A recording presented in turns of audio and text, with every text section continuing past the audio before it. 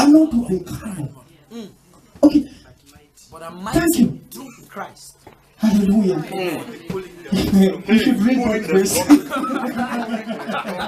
Sir, we are just moving in the anointing, sir. Amen.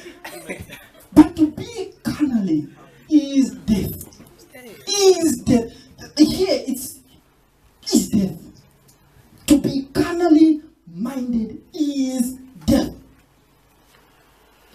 But to be spiritually minded is life. Not just life, but also peace. Is life and peace for you to be led by the Spirit. When the Spirit guides you, your mind is full of life. Your mind is full of peace.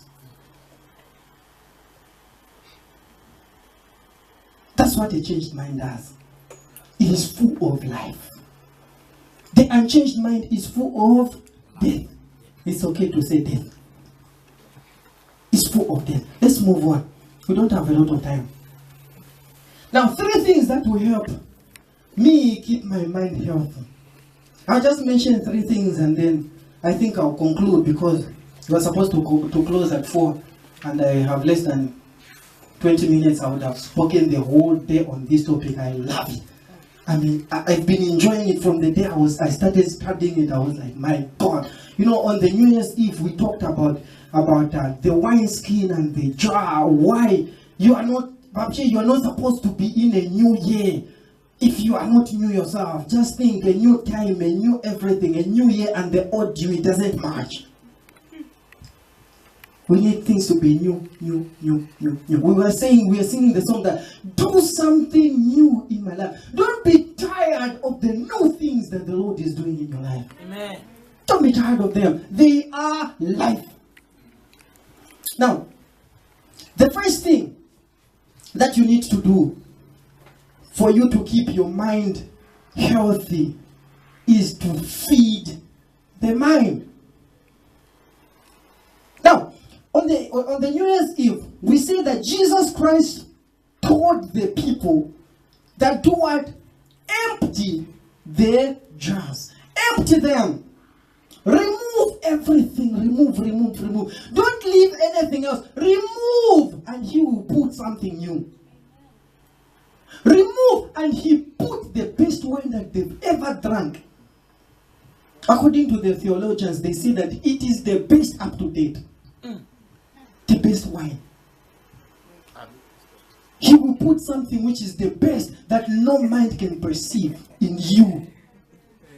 Feed your mind. First, remove. We say that there is the old you. Remove the old you and put the new you. And then you will see how things will be. You shall know the truth, and the truth shall set you free. You need to free your mind. You need to feed your mind. You shall know the truth. The Pharisees were like, we've never been slaves before. How can we be set free? You are even held captive in your own minds. Remember that you are at war with your mind. You shall know the truth. The truth shall set you free. The truth is the word of God, my friends. The truth is the word of God. What does the word of God say about what? It's the question that you should be asking every time you are thinking of something. Remember that your mind is where the issues of life flow. So when you are thinking of those issues in your mind, are they flowing in accordance to the word of God? Yesterday we were in a conference and was like, how can a young man keep his ways pure? By living according to the word of God. Word of God. You shall know the truth, and the truth shall set you free. You need the best information for you to make the best choices. You need the best information. It's not any information that you gather. It's not anything that you gather. It's not everything that you acquire along the way that is best for you. That is best for you to make a choice or a decision. I don't know, with a husband or a wife in future. You need the right information, my friends. Remember that you shall know the truth, and the truth shall set you free. And here we are saying that you need the best information to move for you to make the best choices. The best leaders, if you have ever seen the best leaders, they had the best information. Talk of the man himself, the unknown Monroe. He had the best information. And he made the best choices. Whenever he sat down to write a book, it hit the market. Not just hitting the market, it hit the hearts of people. He had the right information. Find the best information. Set your mind free. Become a promised person and enjoy the renewal of your life. Somebody read that verse that is being highlighted there. I forgot what it says. For I delight in your commands because Amen. I love them. Repeat again. For I delight in your commands because I love them. Amen. Can I get an amen for that? Amen.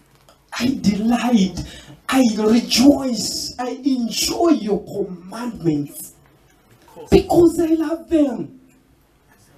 I love them. I love the commandments of God. I know God taught this one, Joshua, that you know what? Keep the word in your heart and meditate upon them. Day in, day out, meditate upon the word of God. The best information will give you the best choices. Love the word of God. Love the word of God. The other thing, the second one, free my mind from destructive thoughts. I was talking of a little bombs. Free yourself from those. Sometimes it just distracts you when you are praying and you want to go for them. You are a prisoner of your own thoughts. That's what we read in the book of what? Romans 7 verse 23. You are a prisoner of your own thoughts. Free yourself from that. Free your mind. How can I keep my mind healthy? By freeing your mind. Now, what are the enemies to your mind? Sometimes we are talking about us freeing our minds from such things. What do we need to free ourselves from? And we already read that we need to free ourselves from the old us, the old you. Free yourself from that. Are there things that you don't like about the way you think, about what your hands touch, about what your eyes see? Try and change that. About even the food you eat. You don't like jollof, but you still eat. It's just an example. I wanted somebody to laugh, but nobody laughed. No option now. No option. No option in Russia. There are always options. No option in Russia, sir. Go to McDonald's.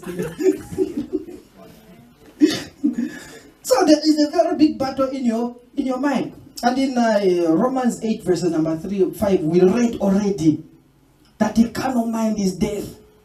So, the second one is Satan. Satan. That guy, if people used to see him, I don't know what they would have done to him. They would have reacted. They would have tortured him like in movies. What are the movies? The Vampire Diaries. I don't know the names of the people, the characters. Scandals. Kenny knows it. Well, what characters do we have in the Vampire Diaries? Demon. I don't like the name.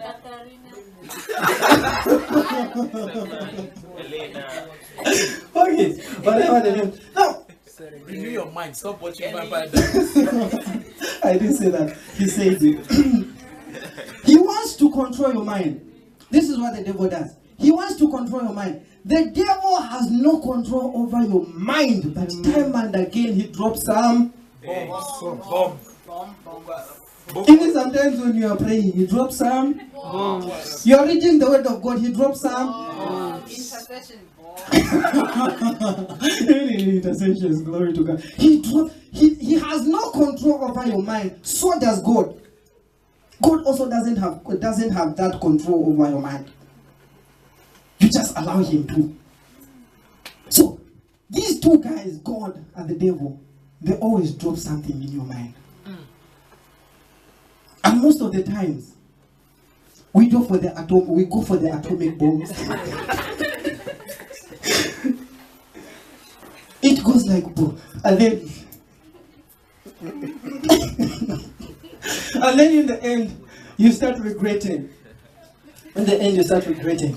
When the devil gives you a thought, it is called a temptation, my friends. We call it a temptation. He's what's the right word? He's lowering you to go and hey, thank you for that new word, entice. He's trying to tantalize you. Okay. He's trying to lure you. I don't like big words because they make me look smart when it's just the glory of God.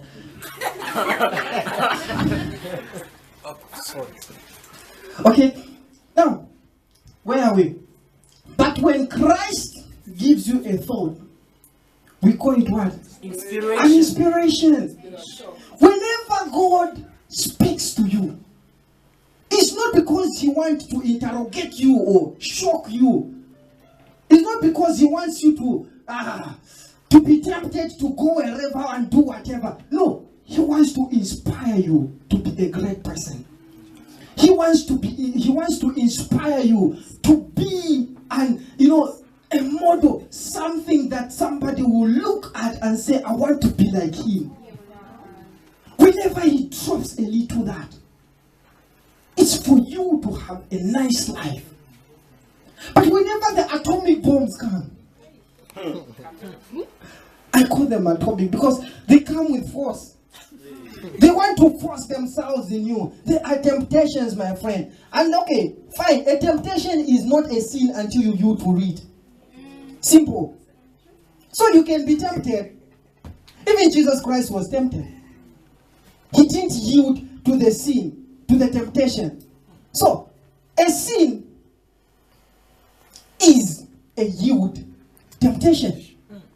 Is a done deal temptation. So if a temptation, that bomb, atomic, has just been dropped in you, it's not yet. You are capable of what? Overcoming it. And the best way to overcome a temptation is even before it starts. Okay. Any desire out of control is destructive. Very, very destructive. Very, very destructive. You know what? In the book of James, I don't know if I have that verse with me. Okay, I think I have it. In the next slide. I'm finishing. I'm remaining with 2 slides. The other one is for prayer. So, there are a lot of verses there. Pick one for yourself and read it out. But I want somebody to read first James chapter number 1 verses number 14. But each person is tempted when they are dragged away by their own evil desire. Amen. By their own evil desires. You cannot be tempted in the things that you don't have a desire in. Impossible. You won't be tempted to ride a plane if you don't have a desire for the plane. You won't be tempted in, the devil is very clever. He sees the things that you are trying to think of. Because from the mind are the issues of life. He tries to see the things that you are interested in, your desires. Then he brings that desire, he adds the evil. Then it becomes the evil desire. And what happens when it's an evil desire? Then after desire has conceived, she gives birth to sin.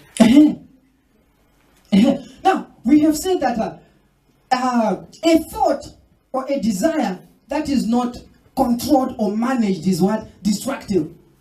It's destructive. That's the distraction. He says that if an evil desire yields, it becomes a sin. What happens when it becomes a sin again? And sin, when it is full grown, gives birth to death. Everything is leading to death, my friends. Everything is leading to death. Have a carnal mind, the end is death. Even just an evil desire. So as I have already said, you can never be tempted in the things that you don't have a desire for. So those things that you've been tempted in, those things that I have been tempted in, have been showing desires for them. Because he knows that if I tempt him in the things that he doesn't like, he doesn't desire for, he knows that he can't tempt me in beer because I can't. I can't.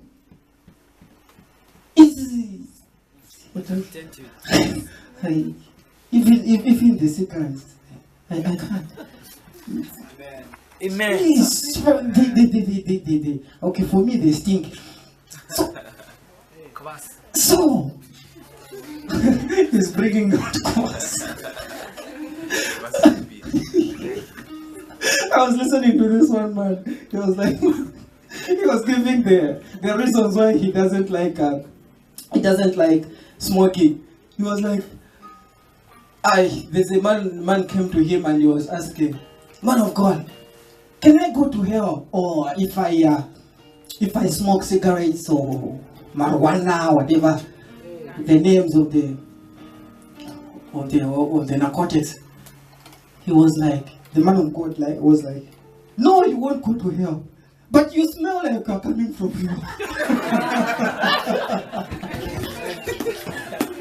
So even if you're not going there, you are still there. You are coming from there. So it doesn't make no sense. That's why I don't like it. Now the point is, guys. The point is, you won't be tempted in the things that you don't have the desire for. So those temptations that we are tempted into, one way or the other, we've shown some desires. We have shown it. So here there are some examples of the atomic bombs that the devil drops on us. He drops ones on desires. They're the ones that yield to death. Did you finish reading that verse? 14 and 15. Okay. It sounded so short. Doubt, deception, disobedience and defeat. Those are little atomic bombs. And you can read that very nice saying that I put up there. Now set your mind on keeping the degrees of God to the very end. The best time to overcome the temptation is before it starts. The third one. So the first one we said it was what? Feed the mind. The second one. You guys. Free your mind. What was the first one you said? Okay, they are sounding there. Feed and feed and feed. So I'm just hearing feed. Now the other one is focus your mind on right things. 3 very important things that we should remember. Guys, feed your mind. Know the truth and the truth shall set you free. Feed your mind. Free your mind from all those desires, from all those atomic bombs. And now, when you are free, when you have fed your mind with the right things, when you have freed your mind away from those atomic bombs, do something now. Focus. Have a focus. Have an aim. Focus your mind on something. Not just something, but on the right things, of course. One of them is think about Jesus Christ. Like we already said in the beginning, that you become the things that you think of. Just imagine becoming like Jesus. The man himself who touched this earth, the evil earth, and he committed no sin. Think about him. Think about Jesus. Think about Jesus. Think about Jesus. Think about Jesus. And you unveil the mysteries that are in Jesus. The hope that is in Jesus. Think about Jesus. The things you think of the most are the things that make you. You can read those scriptures there. I'll not read them because of my time. I already need to pray the last prayer, the Lord's Prayer. We call. Think about other people too. Think about other people. Think about your neighbors. Think about them. The Bible tells me in the book of Philippians that set the interests of others above yours. That's thinking about other people. And we are saying that living not only for yourself but for others too. So we are on the right way. We are on focus. Friends, think about others. It's not just about you always. It's not just about you who wants to eat nicer meat pies and the McDonald's hamburgers. Sometimes just get somebody. Surprise them. Amen. Surprise them. And don't think wrong because this one has invited me for pizza then guys, just go and spend some time with somebody. Think about somebody. Hallelujah. It's not everything that is supposed to have attachment. It's not everything that is supposed to have agendas. Hey. Sometimes we just think of agendas. I saw them. I saw them.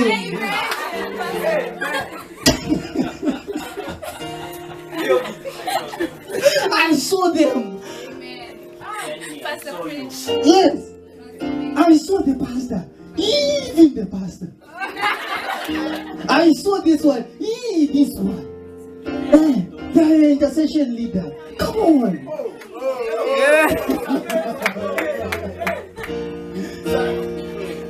Just surprise somebody one day. It's not because of agendas, it's because you are thinking of the agenda of Christ. Christ is saying that think of others. Think of others.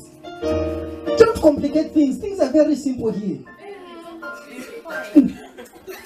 The milkshakes are very sweet. Enjoy them and come back home. Think about others. The Bible says in the book of, I'll read this one verse and then. Oh my God. You know what? I don't feel tired. Okay. Romans chapter number 13. Romans chapter number 13. And verses number 8. You are not seeing? The Bible reads. Romans chapter number 13 verses number 8. The Bible reads. I love this one so much. It says that let no debt remain outstanding except this one. Except the continuing debt Of love. of what? Love. Of love. Of love. It should be a continuous debt of love. But don't remain in debt of other things. But of love. Love your neighbor. Take them out one day. Hey.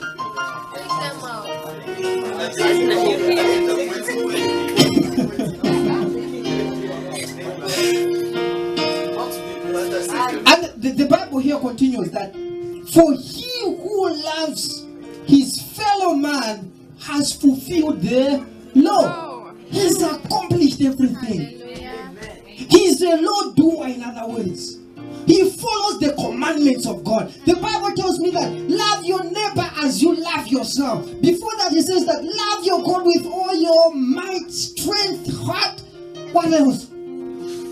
You don't know this. Oh, yes. Love them. Love them. Now, if you don't want it to be awkward, go the three of you. Now, think about the things above. Colossians 3:2. Think about the things above, my friends. Oh, I skipped one. My God, I can't skip that one. Think about eternity. Think about the life after. Think about heaven, in other words.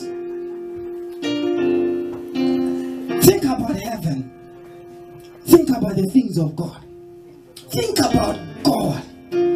Because from Him flows the issues of life. Are you seeing the connection? Not just from your thoughts, but when you think about Him, and then the flows that come from Him is the joys of eternity. Eternity. Life everlasting, the Bible says. The devil comes but to steal, kill, and destroy. But I have come to do what? Give you life. And life in abundance.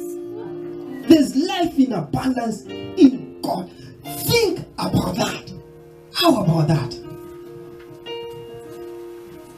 How about that for a change? Who is there? Colossians 3:2. Just read this one and I'm done. Let your mind be above. It's not on earthly things. Amen. Amen. Amen. Amen. Amen. Are we together? Amen. I know you are tired. Are we together? You're not tired. Oh yeah, you can continue. Okay. Think of the things above. Not only the earthly things. Earthly things don't matter. They just come and they fade away. But the things from above, they are renewed every time. They are renewed every morning. Think of the things above. Transformation comes fully when you think about the things above. How do I live a transformed life? By focusing your mind on good things, right things.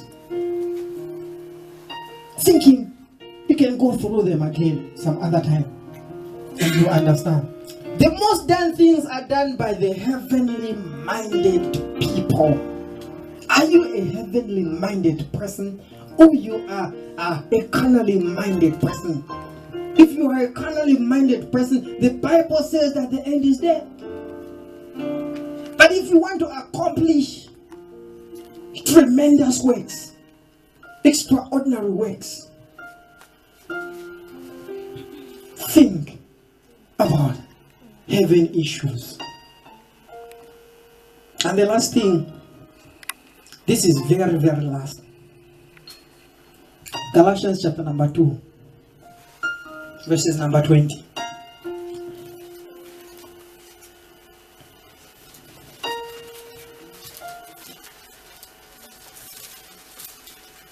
The life of a transformed person is not lived by the person transformed.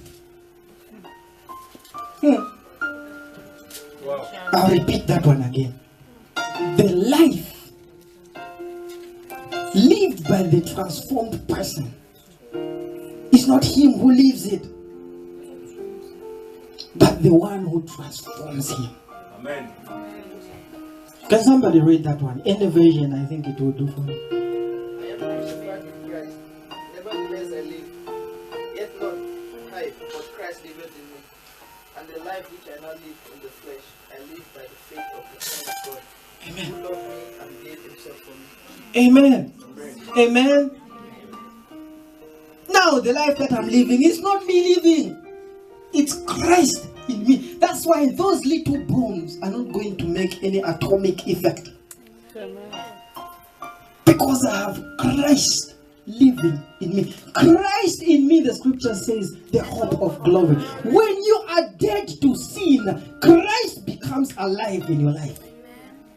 Christ becomes alive in your life.